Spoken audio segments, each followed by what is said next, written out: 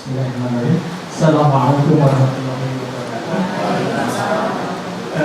Siang ini saya diminta untuk bicara masalah leadership, direktur. Tadinya diminta rumah sakit aja, tapi saya upgrading rumah sakit daerah karena itu ada paparan saya, ada background dari pengalaman saya dan saya selaku ketua umum dari asosiasi rumah sakit daerah. Kondisi saat ini dan kebutuhan pengembangan masa yang akan datang.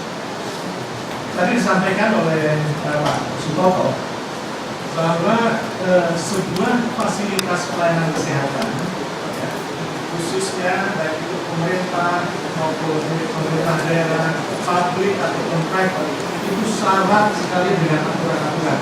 Banyak sekali, ya, banyak sekali. Yang diinstruksikan langsung maupun tidak langsung syarat banyak sekali. Ini belum peraturan pemerintahnya, belum peraturan menteri keuangannya, belum undang-undang yang terkait dengan lingkungan hidup dan seterusnya. Tentu ini adalah pembangunan kesehatan bahwa kita mengarah pada upaya kuratif yang diperkecil. Jadi memperkuat upaya-upaya promotif dan preventif.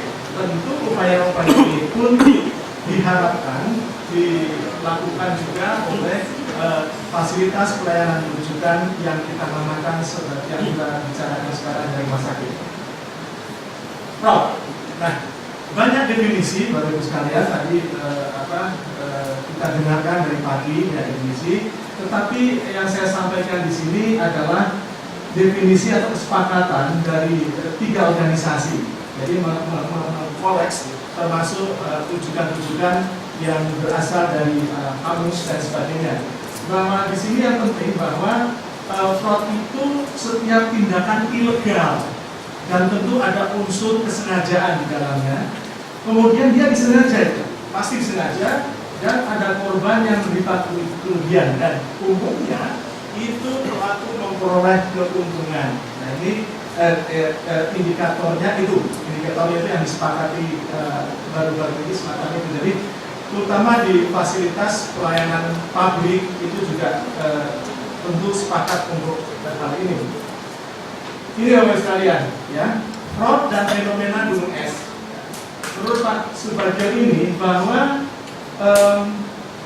banyak potensial fraud itu dan tidak terdeteksi itu banyak, yang 40%, yang bisa diselesaikan fraud itu bisa diselesaikan dan investigasi dan bisa diselesaikan itu hanya 20%. Nah, bisa bayangkan, jadi yang terlihat di permukaan ini sekarang ini fraud yang terjadi dimanapun juga di organisasi pelayanan publik seperti rumah sakit daerah, bahkan perusahaan-perusahaan pun itu hanya menemukan 20% dari investigasi dan dapat diselesaikan. Yang lainnya berupa potensi dan tidak terdeteksi. Faktor penyebab. Nah, faktor penyebabnya, Bapak Ibu sekalian, ternyata banyak teori di sini, banyak teori. Niat saja kurang, ya. Bahkan harta, wanita dan tahta itu penting menjadi penyebab. Ya, ini termasuk kelompok pressure, tekanan. Ini pas filosofi Jawa ini penting juga, ya. Ini teori Jawa ini ternyata memang juga memberikan masukan bahwa itu bisa terjadi fraud. Artinya mulai dari zaman dulu bahwa fraud itu telah terjadi di lingkungan kita. Bahkan munculnya profesi akuntan itu sebetulnya bermula dari adanya fraud. Kalau nggak salah ini mau dikoreksi pada tahun 1700-an sekitar itu. Nah, itu baru muncul profesi itu dan bergulir terus seperti ada sekarang ini. Nah, kalau kita lihat yang kuning-kuning ini, sebetulnya ini bisa dikatakan di sini ada core value dan core belief dari sebuah pemimpin, seorang pemimpin atau melakukan kepemimpinannya. Ya, coba dilihat aja satu-satu. Ketika misalnya dari Gold teori, greed, ketamakan, di situ digabungkan dengan sesuatu yang sifatnya power misalnya. dia kebetulan merasa kuat sebagai direktur dan seterusnya, atau sebagai spesialis, seorang spesialis senior dan direktur itu pasti takut dan sebagainya, tentu mengundang bahwa pelaksanaan atau fraud itu akan terjadi. Ini salah satu yang tadi disampaikan oleh Pak Toto dan Pak Nabi. Jadi tidak bisa salah satunya bisa contohnya teori dari Ralph Diamond. Ini sebetulnya pengembangan dari teorinya Christie, triangle Christie yang hanya 3 aja: opportunity, pressure, and rasionalisasi. Jadi David ini dan kawannya Hannah itu menambahkan satu ability. Tanpa ability kemampuan, itu tidak mungkin suatu fraud itu terjadi untuk melaksanakan itu. Ya. Nah, Bapak sekalian, fraud itu sebagai apapun sistem, cara adanya kesepakatan peningkatan kinerja dengan komitmen yang kuat, pasti akan terjadi fraud. Fraud itu tergantung bagaimana caranya itu menekan sedemikian rupa sehingga resiko-resiko fraud itu menjadi kecil. Yang terbaik Bapak Ibu sekalian sebetulnya adanya whistleblower. Ya. Jadi menurut report dari ACFT bahwa setelah kasus fraud itu terungkap dari whistleblower. Ya. Sedangkan 1/4 kasus fraud itu terungkap karena internal audit, hanya 1/4. 1/4 kasus fraud terungkap karena ada proses internal kontrol atau bahkan tidak sengaja. Nah ini banyak tidak sengajanya, itu karena ketakutan tidak sengaja kesandung ya. Jadi ini terjadi. Nah artinya Bapak Ibu sekalian, value ini bisa dimanfaatkan positifnya. Ya. Ketika anak buah dalam satu sistem ada yang melaporkan, tetapi tanpa memberikan identitas dan dilindungi, ya dilindungi. Bukan seperti seorang jenderal itu whistleblower terus semua orang tahu dan bukan. Tetapi dalam rangka peningkatan kinerja pelayanan, kinerja keuangan dan pinjaman taat, itu kalau mempunyai komitmen yang kuat terhadap atasannya atau terhadap rumah sakitnya, harusnya itu bisa diberlakukan di sebuah institusi pelayanan publik yang namanya rumah sakit. Kondisi sekarang yang terjadi Bapak Ibu sekalian, rumah sakit khususnya daerah itu sakit ya. Ada yang neurosis, ada yang schizofren, ada yang depresif, ya, karena oleh pemiliknya target bukan untuk yang positif, terus terang, ya, karena mau pemilu dan sebagainya. Nah, ini terjadi betul di sebuah rumah sakit yang namanya milik pemerintah. Saya nggak tahu yang swasta, tapi di rumah sakit milik pemerintah saya dari membuat statement semacam itu. Di dalamnya punya banyak moral kerja yang rendah. Mungkin karena tadi ya, tarifnya rendah dan seterusnya, keharmonisan dalam berhubungan antar karyawan tidak baik dan seterusnya. Ada anemia tenaga terampil. Jadi khusus rumah sakit daerah khususnya itu yang berjumlah 643, ada yang sebesar rumah sakit Dr. Sutomo yang dokternya banyak, dan ada yang hanya dokternya cuma 1. Ya. Dokternya 1 di sebuah rumah sakit daerah, dia merangkap dokter jaga, merangkap direktur, dan merangkap calon tersangka. Saya sarankan Bapak sekalian, kondisi sekarang, jangan bercita-cita sementara ini sebagai direktur. Sebaiknya bercita-citalah paling maksimal wadir. Ya betul Pak, itu pendapatannya menerima itu kalau aturan Kementerian Keuangan bersama yang BRU atau BRUD itu 90% dari direktur. Tapi resikonya adalah direktur umum. Nanti coba lihat direktur utama. Oke, nah ini yang terjadi, inovasi terbelenggu dan seterusnya. Nah Bapak Ibu sekalian, bagi sebuah rumah sakit, contohnya rumah sakit daerah, ini ada 3 sistem yang harus sinkron sinergi dalam rangka melaksanakan mengeliminasi fraud yang terjadi di sebuah pelayanan publik yang ada rumah sakit. Ada 3. Yang pertama, sebenar-benarnya benar melaksanakan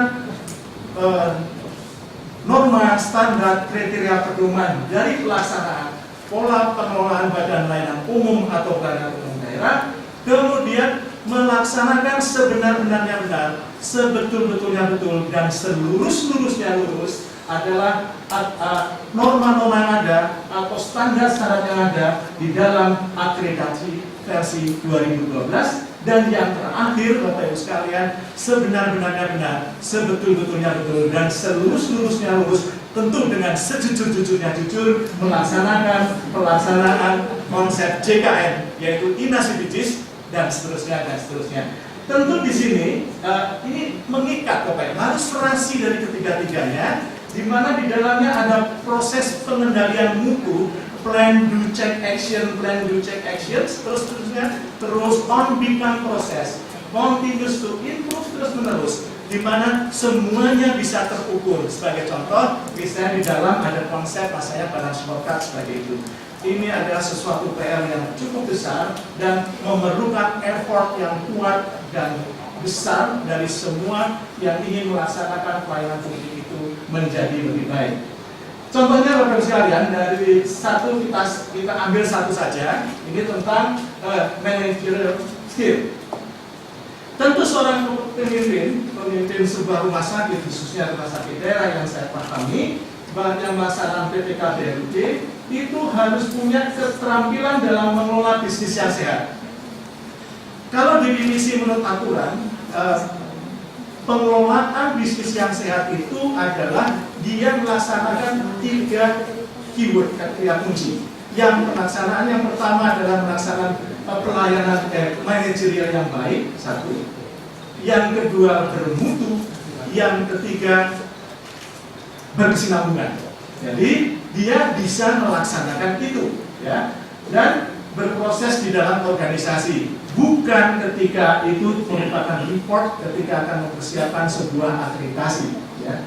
Nah, tentu semua ini harus didasari oleh sesuatu kesepakatan yang namanya Code of Conduct dan Code of Ethic, termasuk Code of Professional Ethic yang disebutkan Pak Toto tadi, pedoman-pedoman, ya, pedoman nasional, terus pedoman praktek kliniknya dan seterusnya, atau standar pelayanan operasionalnya di sebuah rumah sakit. Ini satu contoh saja, satu model dari kalau kita lihat patung Ganesha ini, patung Ganesha. Ini adalah satu tipe, satu bentuk bahwa suatu hospital administrator ini seperti ini, paling tidak ada 11 itu. Satu contoh, siapa yang mau pakai modelnya patung Ganesha? Jadi harus berdandan seperti patung Ganesha. Ya. Salah satunya yang kadang-kadang sulit dilaksanakan seorang pemimpin dalam proses kepemimpinannya adalah yang nomor 10. Ya. Dia biasanya ini sebenarnya saya nggak setuju dengan panis, lebih setuju dengan reward and consequences. Jadi sekarang itu istilah reward and punishment itu ditinggal, agak lunak-lunak sedikit. Jadi namanya reward and consequences. Nah, baik, jadi saya sedikit dulu. Ini model kepemimpinan yang perlu juga kita bisa jadi rujukan. Tapi yang penting bagi saya, Bapak Ibu sekalian, ada paling tidak dari 15 ini. Yang paling awal sebetulnya nomor 15 ini, Pak. Karena pelaksanaan paradigma, norma, core value and core belief yang merupakan code of conduct dan code of ethic ini tidak mudah. Ketika itu tidak terjadi tadi yang disampaikan Pak Tot, kalau kemudian disampaikan yang tadi pagi dan seterusnya, pasti akan terjadi tadi sesuatu yang ilegal, sesuatu yang disengaja, sesuatu yang merugikan orang lain atau organisasi atau masyarakat, dan tentu ada yang diuntungkan rumah sakit atau pribadi-pribadi ketika dia menerima uang, ya. Menciptakan perubahan. Yang paling penting adalah seorang pemimpin melakukan kepemimpinannya adalah tone of the talk, bisa untuk menjadikan contoh. Ya, contoh itu menjadi sangat penting, ya, sangat penting. Terus kompeten di bidangnya. Yang ketiga, Bapak Ibu sekalian, tentu ini adalah untuk sebuah rumah sakit pemerintah dan pemerintah daerah. Ketika dia hidup di lingkungan wilayahnya, di mana penanggung jawab pelayanan kesehatan di situ adalah Dinas Kesehatan Kabupaten Kota, artinya dia memahami perannya sebagai pelaksana di daerah itu. Dia harus melakukan tabik dengan kepala dinas kesehatan kabupaten kota, melaporkan ketika ada wabah dan seterusnya. Ini biasanya Bapak yang terjadi. Banyak rumah sakit daerah yang karena kadang-kadang lebih senior, pangkatnya lebih tinggi, kebetulan kepala dinasnya adalah bukan seorang dokter, banyak sekali, bahkan dokter sarjana agama pun ada. Nah ini memang tinggal berdua saja. Nah ini ada dan banyak sarjana pakar yang ada. Ini menjadi sangat penting. Adinkes, Asosiasi Kepala Dinas Kesehatan Kabupaten Kota, sedang memperjuangkan agar itu menjadi kompetensinya jelas. Asada pun juga perjuangan. Nanti kita akan menyusun satu standar kompetensi bersama BPSDM, dan tentu kami selalu alignment dengan UGM, UGM memperbasan, menciptakan visi dan yang sulit sekali membimbingkan strategi. Ya, biasanya ini nggak bisa, sulit. Lebih-lebih bagi rumah sakit daerah tertentu di Jawa Timur. Karena ada kepala daerah, kepala kabupaten kota, direkturnya itu diganti dalam 1 tahun 5 kali. Ya, 5 kali. Mau memberikan apa? Yang ada adalah bumi hangus. Dia jadi whistleblower, kemudian kepala daerahnya menjadi tersangka. Nah ini terjadi. Nah ini satu hal yang saling mempengaruhi. Itu saja Bapak sekalian bisa saya sampaikan dan mudah-mudahan jadi bekal. Kuncinya Bapak sekalian yang belum kita sentuh tadi adalah peran atau norma whistleblower untuk memerankan tanpa orang luar tahu, tetapi dimanfaatkan oleh manajemen rumah sakit untuk memperbaiki, untuk mengeliminasi fraud di dalam rumah sakit khususnya itu. Mengeliminasi fraud itu sangat mulia. Karena apa? Itu adalah bagian untuk mendekatkan equity dan equality terhadap bangsa ini, rakyat ini, terhadap pelayanan yang lebih bermutu dan lebih baik lagi. Demikian Bapak Ibu sekalian, terima kasih. Assalamualaikum warahmatullahi wabarakatuh.